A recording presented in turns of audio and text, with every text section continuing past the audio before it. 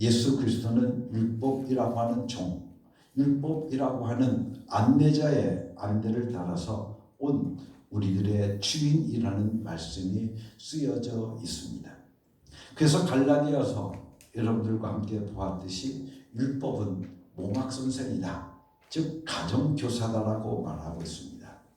아이가 장성할 때까지 키워주고 있는 바로 가정교사인데, 그 아이가 장성해서 예수 그리스도를 만나게 하기 위해서 율법은 존재한다 라고 갈라디아서에서는 말씀했기 때문에 율법은 종이요, 예수 그리스도인은 주인이라고 하는 두 가지의 내용을 서로 연결시켜서 기록하고 있음을 우리가 보게 되어집니다.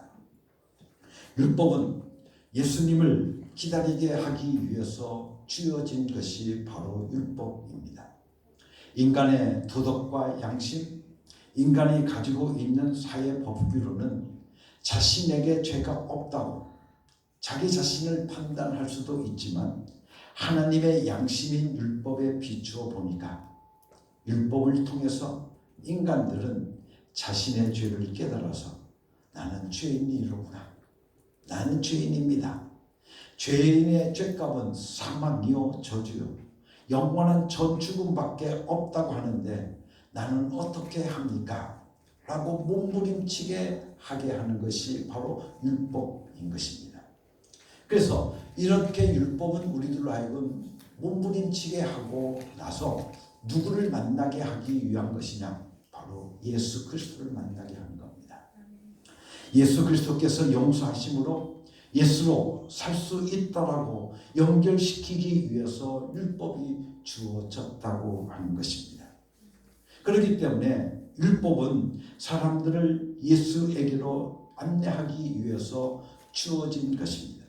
그런데 율법은 예수님을 기다리고 있었음에도 불구하고 예수님께서 이 땅에 오셨을 때 예수님을 알아보지 못했기 때문에 오히려 예수님에게 저항하게 되었고, 율법으로서 예수님을 십자가에 못 박아 죽게 만들고 말았던 겁니다.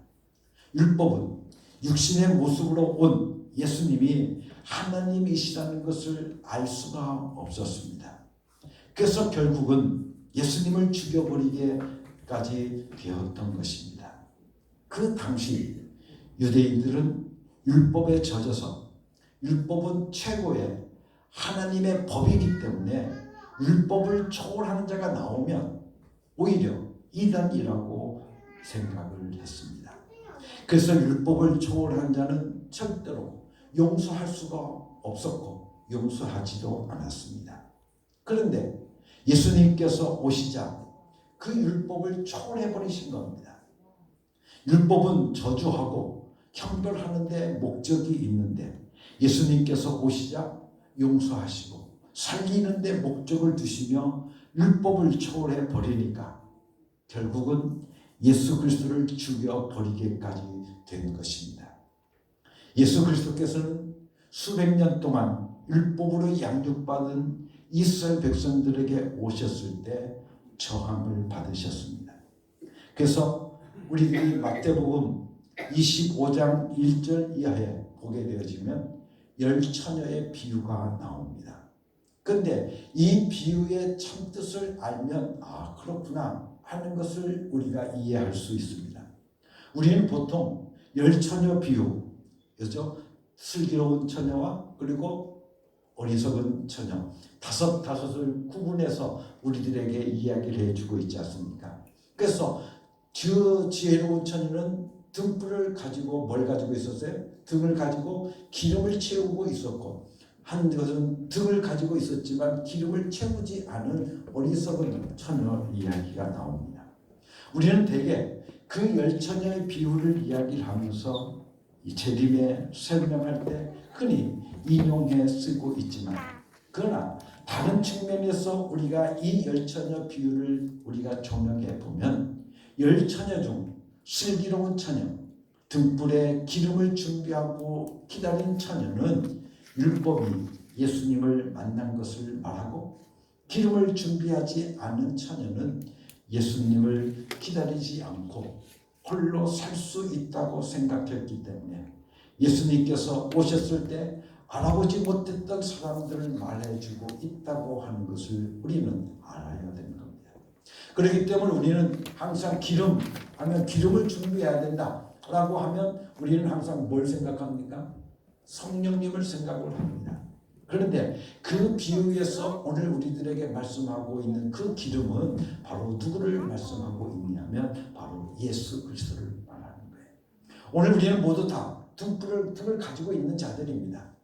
그렇지만 오늘 우리에게 다 믿음이 있지만 그러나 그 믿음에 뭐가 있어야 돼요? 예수가 있어야 되는 거예요. 예수가 없는 그 믿음은 아무 소용이 없는 겁니다. 우리가 천국에 왔을 때, 우리가 하나님 앞에 섰을 때, 오늘 우리가 혼인잔치에 왔을 때, 오늘 우리가 등에 기름이 없으면, 예수가 없으면 오늘 우리는 들어갈 수가 없는 거예요. 바로 그것을 우리들에게 이야기해 주고 있는 겁니다. 또한 세 번째, 우리가 삼삼수훈의 말씀을 통해 보면 마태복음 6장 2절부터 18절까지 말씀인데 이 말씀을 통해서 우리들에게 무엇을 말씀해 주고 있느냐 하면 신앙이라고 하는 것은 절대적으로 진실한 것이다. 그렇기 때문에 외식하면 안 된다 하는 것을 우리들에게 말씀해 주고 있습니다. 특히 하나님과의 관계에 있어서는 절대로 외식이 있어서는 없어요. 외식이란 있을 수가 없다라고 우리들에게 가르쳐 주고 있는 겁니다. 그래서 하나님의 이름으로 하는 구제는 외식하면 안 되고 하나님께 향하는 기도에도 외식해서는 안 되고 또한 금식도 자기를 위해서 금식하는 것이지만 외식하면 안 된다고 신앙의 진실성에 대해서 말씀해 주고 있는 것이 마태복음 6장 2절에서부터 18절까지의 세 번째 부분입니다. 네 번째 부분은 바로 전원주일 시간에 우리가 함께 같이 했던 마태복음 6장 19절에서 34절까지의 말씀인데 물질에 관해서 쓰여져 있습니다. 즉 물질에 대해서는 우리들로 하여금 물질을 정복하고 지배하고 소유하라는 겁니다. 너희들이 물질의 주인이 될지언정 절대로 종이 되어서는 안 된다고 우리들에게 말씀하고 있습니다. 내 것을 하늘에 쌓아두라는 겁니다. 누구를 위해서? 너희를 위해서.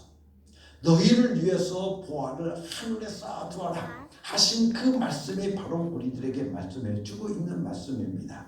그래서 그 방법으로 너희가 가장 아끼는 것을 너희를 위해서 하늘에 쌓아두면 내일 일을 염려할 필요가 없다는 거예요. 내일 일을 염려할 것. 왜? 내가 필요한 것들을 하나님 앞에서 우리가 어떻게 가져다 쓰면 되는 거니까. 내가 하나님 앞에 맡겨놓은 것 내가 쓰면 되는 거니까. 오늘 우리는 내일을 걱정할 것이 없다라고 염려할 것이 없다라고 우리들에게 말씀해 주고 있는 부분입니다. 그리고 다섯 번째 오늘 여러분들과 함께 같이 읽었던 이 마태복음 7장에서부터의 말씀은 바로 오늘 우리들을 지키고 신앙인들을 지키고 있는 바로 자유법, 다르게 말하면 스스로 자기를 보호하는 것에 대해서 말씀해 주고 있는 것이 바로 오늘 우리에게 주신 마지막 다섯 번째 부분의 말씀입니다. 오늘은 그 다섯 번째 부분을 여러분들과 함께 같이 나누면서 은혜를 나누려고 합니다. 예수 믿는 사람들, 하나님의 자녀된 사람들이 어떻게 자기 자신을 보호할 수 있는가에 대해서 우리들에게 말씀해 주고 있는 겁니다. 즉, 내 스스로를 보호해라. 내 자신을 무방비 상태로 내두지 말고 스스로를 보호하라고 하는 말씀이 바로 쓰여져 있는 것입니다. 이렇게 자신을 스스로 보호하고 위로하는 방법을 가르쳐서 자위 또는 자보라고 우리는 표현해 볼 수 있습니다. 즉 우리가 전쟁을 하면 어떻습니까? 전쟁에 나가서 사람을 잘 죽이고 공격을 잘 하는 것도 중요하지만 사람을 죽이고 공격만 잘하는 것이 아니라 총알을 맞지 않도록 혼을 파고 들어가서 몸을 숨기기도 하고 몸을 이쪽으로 뒹굴고 저쪽으로 피하기도 하고 하는 그런 방어가 필요한 것처럼 자기를 어떻게 영적으로 방어하는가에 대해서 문제를 이 7장 1절에서부터 우리에게 다루고 있다고 하는 겁니다. 다시 말하면 싸움할 때 창으로 공격하고 있지만 여러분들 공격을 하지만 방패로 막아야 되는 것과 같이 영적 방어의 방법도 똑같다고 하는 것입니다. 그래서 오늘 여러분들과 함께 읽었던 7장 1절 말씀을 통해서 우리들에게 너희가 비판을 받지 않으려 하거든 비판하지 말라 라고 하신 말씀인 것입니다. 그런데 오늘 우리는 이 말씀을 그저 도덕적인 교훈으로 받아들이게 되어진다고 하면 더 이상 설명할 길이 없습니다. 아무 의미가 없습니다. 비난하지 말라는구나. 내가 비난받지 않으려고 비난받지 하지 말라는구나 라고 우리가 생각해 봅니다. 내가 만약 비판받지 않으려거든 남들 비판하지 말라. 우리는 그렇게 생각하면 어떻습니까? 내가 비판하지 않으려고 해도 자꾸 내게서 비판해 나옵니다 라고 말하는 그런 수준의 이야기가 결코 아니라는 겁니다. 기독교의 복음이 이런 식의 윤리적인 교훈으로 전해졌기 때문에 믿는 자들에게 크리스찬들에게 생명력이 없게 되어진 것입니다. 기쁨의 모습을 볼 수 없게 되어지는 것입니다.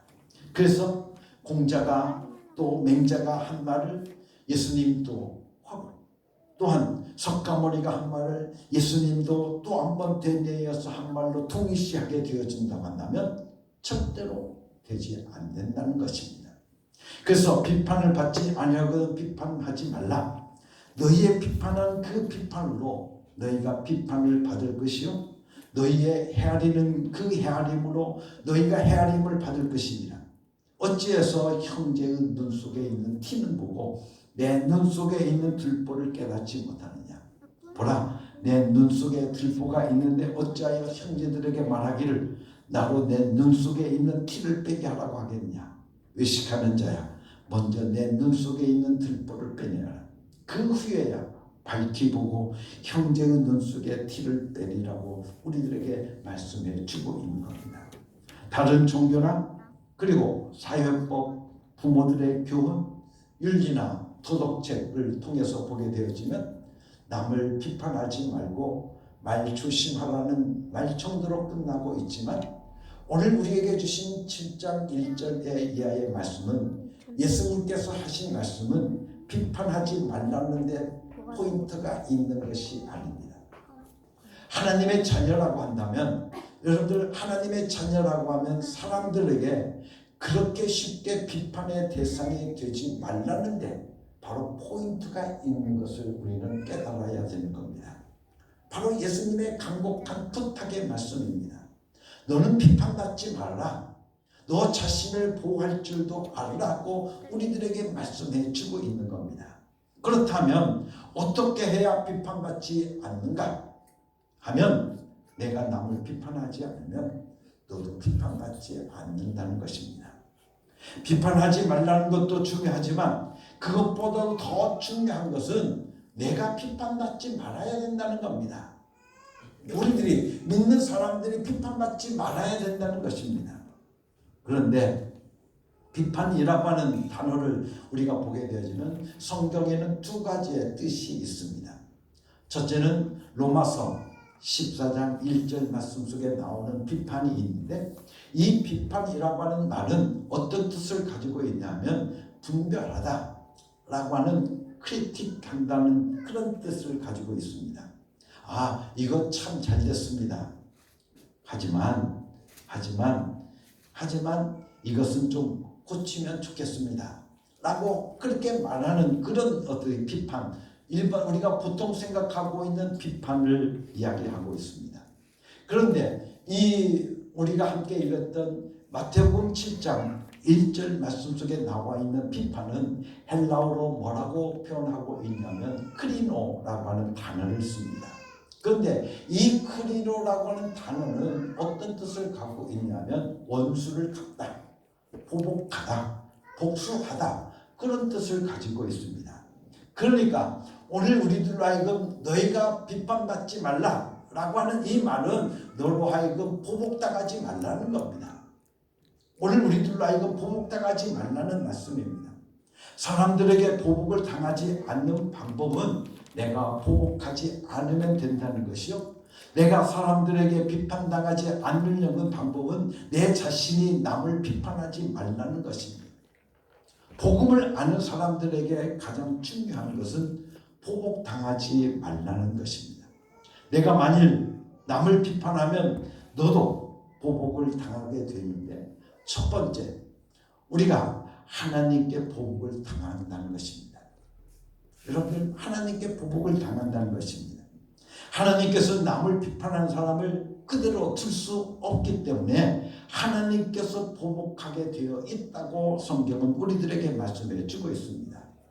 두 번째, 내 입에서 나간 말로 인해서 다른 사람들에게 보복을 당하게 되어진다는 것입니다. 내가 남을 한번 보복하는, 한번 비판하는 말로 인해서 하나님도 너를 헤아리고, 즉 하나님도 너를 비판할 것이고, 이웃도 너를 헤아리고, 즉 너희 이웃들도 너를 비판할 것이니 절대로 남을 비판하는 말을 하지 말라 하는 것을 우리들에게 말씀해 주시고 계신 겁니다.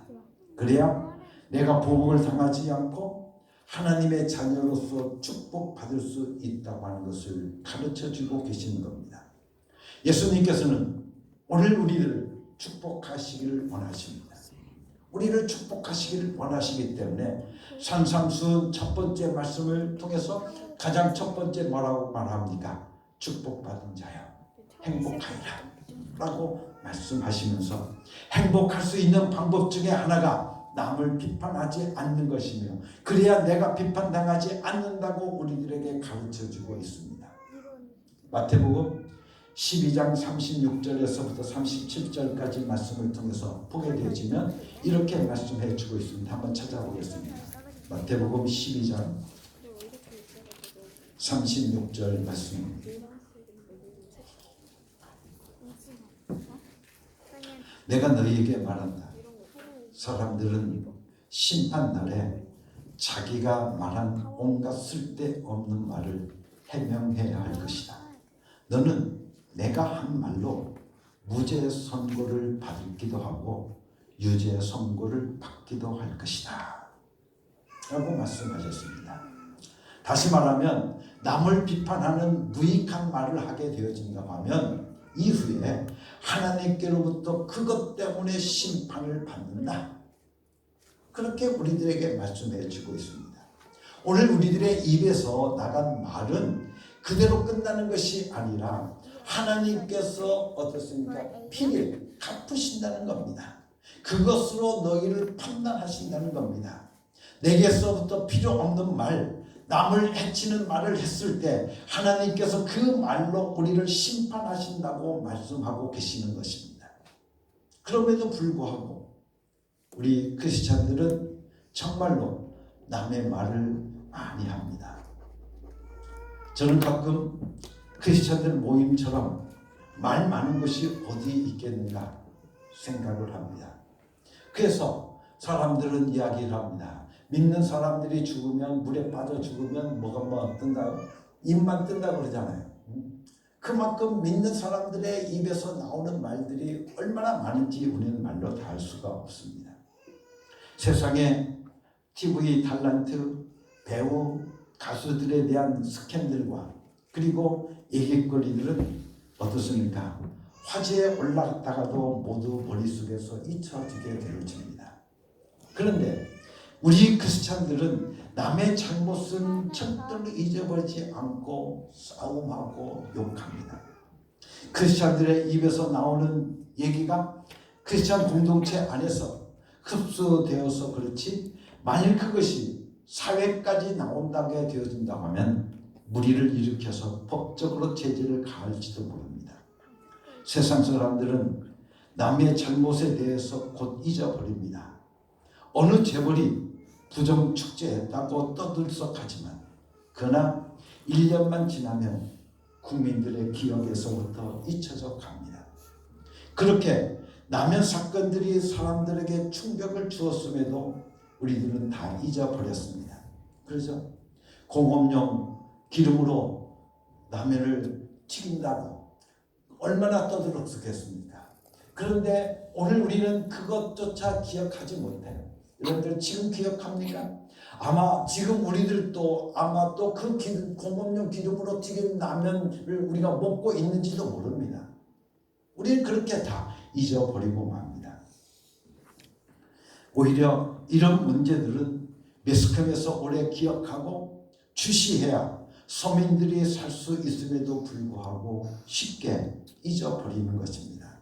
그런데 크리스찬들은 절대로 잊어버리지 않고 보복하며 남의 말을 끊임없이 하지 않습니다.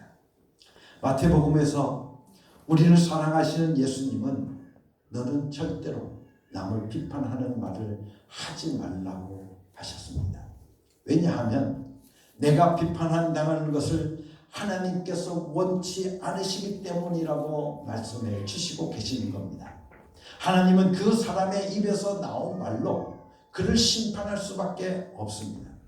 그러므로 내 입에서 나간 말은 이웃을 통해서 현실에서 또다시 보복으로 너에게 되돌아오니 절대로 그러지 말라는 것입니다. 진실로 영적인 사람은 비판하지 않습니다. 진실로 영적인 사람은 자기 변명도 거의 하지 않습니다. 이 말씀을 크리스찬들은, 하나님의 자녀들은 영적 생활에서 자기 스스로를 보호하도록 예수님께서 말씀하시는 사랑의 음성으로 들어야 되는 것입니다. 어떤 윤리적인 교훈이나 도덕적인 교훈으로 들어서는 결코 되지 않습니다. 예수님께서 이 말씀하신 이유는 예수님 자신이 계속 비판을 받고 계셨기 때문에 그렇습니다. 예수님처럼 죄라고 하는 것은 하나도 모르면서 그렇게 비판받은 분이 이 세상에 또 어디 있습니까? 여러분들 석가모니를 비판하는 사람 있습니까? 없습니다. 공자를 욕하는 사람 있습니까? 없습니다. 그런데 예수 얘기만 나오면 그저 예수 잡아 죽이려고 하고 처주하는 것을 우리는 너무나도 많이 보지 않습니까? 사람들은 예수님께서 태어날 때부터 예수님을 잡아 죽이려고 했습니다. 갓 태어난 얘기가 무슨 힘이 있다고 헤롯이 군대를 불어서 칼로 찔러 죽이려 했겠습니까? 예수님 자신은 계속해서 당하고 계셨던 것입니다. 그러나 예수님은 절대로 그들을 비판하지 않으셨습니다. 예수님은 영광의 하나님의 아들이시지만 입을 다물고 남을 비판하지 않았을 뿐만 아니라 절대로 자기 변명도 하지 않으셨던 겁니다. 만일에 예수님께서 자신을 변명하셨거나 예수님을 비판하는 자가들 같이 만약 비판하셨더라고 한다면 아마 이 세상 인류는 구원받을 길이 전혀 없었을 것입니다. 모두 절망이었을 것입니다. 그런데 예수님께서는 끝까지 입을 다무신 것입니다. 그래서 성경은 예수님을 가리켜서 예수님이 털 깎는 자 앞에서 잠잠한 양과 같다고 했습니다. 그 예수님이 바로 가장 사랑하는 사람들에게 부탁하시기를 입 다물고 비판하지 말아다오. 왜냐하면 내가 상할까 봐, 내가 고통을 당할까 봐 염려되기 때문이니 절대로 그러지 말라고 우리들에게 강력하게 말씀해 주시고 계시는 겁니다. 예수님께서는 욕으로 갚지 않으셨기 때문에 인류에게 구원이 있는 것입니다. 여러분들, 우리는 어떻게 보면 믿는 사람들 보게 되어지면 그저 믿는 사람들에게 대해서는 참 속이 좁은 사람, 예수 믿고 째째한 사람들이 많다고 생각하고 있을 정도입니다. 우리 가운데도 이해 타산 없는 예수 욕 안 해본 사람이 어디 있겠습니까? 예수님이 아마 그 욕을 만약 보복하셨다고 하면 우리가 얼마나 저주를 받았겠습니까? 그러나 예수님께서는 아무 말씀도 하지 않으셨던 겁니다. 어떤 남편은 아내가 예수 믿는다고 공동묘지까지 끌고 가서 거기에서 예수 믿지 않겠다라고 하는 확인을 받아서 도로 끌고 왔다고 합니다. 또 어떤 사람은 예수 믿으라고 성경을 사다 주었는데 그 친구 남편이 그것을 가마솥에 넣고 끓였답니다. 그래서 왜 끓였냐고 물었더니 그렇게 예수가 줬거든 성경책 끓인 물만 먹고 밥은 먹지 말라고 했다는 겁니다. 하나님의 말씀을 밟으라고 하니 그것만 먹으라고 했다는 겁니다. 이렇게 욕하던 사람들도 어떻습니까? 이제는 회개하고 예수님께 나와서 예수님은 내 구주십니다 하고 울지 않느냐는 그 말입니다. 예수님께서는 성경책 끓인 물만 먹으라고 성경책을 가마솥에 삶은 그 사람에게 야 이놈아 하고 하나님께서는 저를 어떻습니까? 나무라지도 않으시고 입을 다무셨습니다. 우리에게도 입을 다무는 것이 축복의 비결이라고 우리들에게도 말씀해 주시고 계시는 겁니다. 예수님은 우리에게 보복당하지 말라고 우리들에게 말씀하시기 위함입니다. 그러기 위해서 너희들도 보복하지 말라는 겁니다. 율법은 쉽게 말해서 남을 보는 법입니다. 그러므로 예수 믿는다고 하면서 남을 보는 사람은 아직도 자기의 믿음 생활이 율법에 미어 있는 사람들입니다.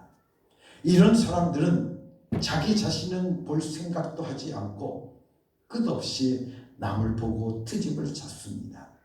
그래서 우리가 보게 되어지면 요즘도 너무나도 많이 교회끼리 싸우는 모습을 많이 보는데 서로 이단이라고 하며 싸우는지 모릅니다. 여러분들 오늘 우리들이 싸우지 않아야 할 사람들끼리 싸우는 것을 볼 때 어떻게 된 일인지 우리는 이해가 되지 않지만 잘못된 것이 있으면 더욱더 그런 잘못에 빠지지 않기 위해서 자기 자신을 보호해야만 하는 것입니다. 그렇기 때문에 복음은 나 자신을 보는 법이요 율법은 남을 보는 법입니다.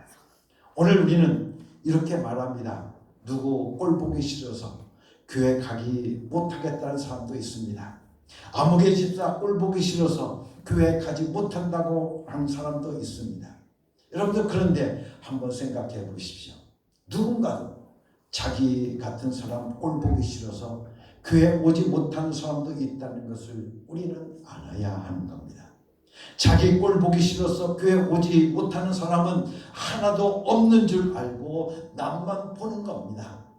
그렇기 때문에 오늘 우리들이 항상 그렇게 우리는 행동하는 겁니다. 우리 믿는 사람들이 복음에 거한다고 하면서도 예수 그리스도께서 피를 흘려서 이루어 놓으신 그 복음을 바라보는 것이 아니라 남을 보기 때문에 끊임없이 싸움하고 끊임없이 갈라지고 끊임없이 비난하는 것입니다. 사랑하는 성도 여러분들, 오늘 우리들로 하여금 하나님께서 우리들에게 살 길을 열어놓으셨습니다. 그것은 내가 비판당하지 않기 위해서 너는 비판하지 말라는 겁니다. 오늘 우리를 스스로를 지키기 위해서 오늘 우리들이 비판당하면 오늘 우리가 하나님 앞에 비판당하고 하나님 앞에 심판당하고 오늘 우리가 이웃에게 심판당하면 안 되지 않습니까? 오늘 우리들을 사랑하시는 예수님께서 우리를 보호하시기 위해서 우리에게 말씀해 주시고 계십니다. 너는 절대로 남을 보지 말고 너 자신을 봐라. 나 자신을 보라는 겁니다. 오늘 사랑하는 우리 어흥교회 성도 여러분들, 오늘 우리는 스스로 나를 볼 수 있는 복음의 사람들이 되어야 될 줄로 믿습니다. 그래서 나를 지킬 줄 아는 사람이 되어야 될 줄로 믿습니다. 나 스스로를 지킬 수 아는 사람. 그러기 위해서 내가 남에게 비판당하지 않으려거든 너는 비판하지 말라는 겁니다. 절대로 여러분들 어떤 비판이 나에게 오더라도 여러분들 어떤 억울한 일이 내게 오더라도 오늘 우리는 예수님처럼 참고 또 참고 인내하고 그래서 성령의 열매 가운데 뭐가 있습니까? 인내의 열매가 있는 겁니다. 여러분들 그 인내하고 또 인내하고 오늘 우리가 우리들의 입술을 벌려서 남을 비판하지 않으면 남들에게 여러분들 보복하지 않으면 오늘 우리들은 보복당하지 않는다는 것을 우리들에게 말씀해 주고 있습니다. 우리는 참고 또 참고 견뎌낼 수 있는 우리 스스로를 지켜나갈 수 있는 보호할 수 있는 자가 오늘 우리들로 되라고 우리들에게 오늘 이 말씀을 해 주시고 계십니다. 사랑하는 성도 여러분들, 내 입에서 그만한 분량의 말이 나갔으면 그대로 하나님께서 갚을 것이고 내 생활이 형통치 못할 것이라는 것을 오늘 우리는 다시 한번 생각해 봐야 될 줄 믿습니다. 세상적인 방법으로는 똑똑해야 길이 열릴 것 같지만 예수님의 말씀은 오히려 입을 다물고 남을 비판하지 않는 사람이 능력 있는 사람이요, 생명이 넘치는 사람이요, 축복받은 자라고 우리들에게 말씀해 주시고 계십니다. 오늘도 우리는 예수님처럼 예수님의 마음을 가지기를 원합니다. 그러기 위해서 오늘 여러분들 어떤 여러분들 가운데 핍박이 있고 어려움이 있고 고통이 있다 할지라도 오늘 우리는 예수님을 생각하면서 오늘도 예수님의 뒤를 따르는 자로서 오늘 우리는 참고 견디어내는 여러분들 되기를 간절히 바랍니다. 내가 만약 그들과 함께 같이 세상적인 방법으로 내가 꼭 대하게 되어진다고 하면 오늘 그 보복이 하나님 앞에 나가서 여러분들도 그대로 당하게 될 것이고 또한 이웃들에게도 여러분들 그대로 당하게 되어진다는 보복이 내게 온다는 것을 우리는 기억하고 오늘 스스로 내 자신을 지킬 수 있는 여러분들의 삶이 되기를 예수님의 이름으로 간절히 축원합니다. 다 같이 기도하겠습니다. 하나님 아버지, 나 스스로를 지키기를 원합니다. 너희가 보복당하지 않으려거든 보복하지 말라고 우리들에게 말씀해 주셔서 너희가 비판당하지 않으려거든 내가 비판하지 말라고 말씀하여 주셔서 오늘도 내 입술을 지키게 하여 주시옵소서. 내 입술을 지키게 하여 주시옵소서.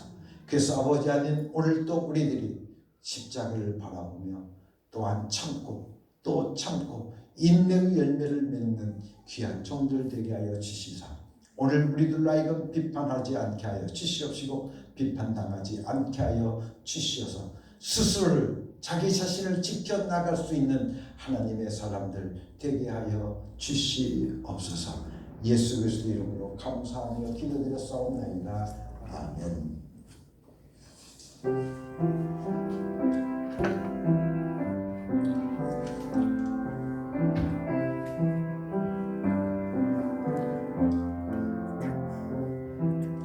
이 말씀 따라 사는 동안 지치지 않게 하시고 이 말씀 따라 사는 동안 주님 나라 이루소서.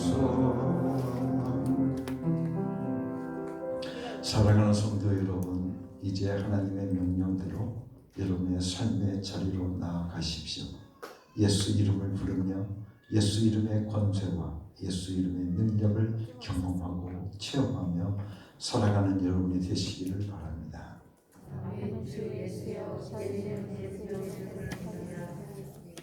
이제는 우리 주 예수 그리스도의 은혜와 아버지 하나님의 극진하신 사랑과 성령의 감동하시고 역사하시고 충만하신 오늘도 우리들의 삶 속에 나 스스로를 지켜나가는 하나님의 귀하고 복된 사람들이 되기를 원하는 주의 종들 위해 하나님의 자녀들 위해 지금부터 영원토록 함께 계시옵기를 예수 그리스도의 이름으로 간절히 축원하옵나이다. 아멘.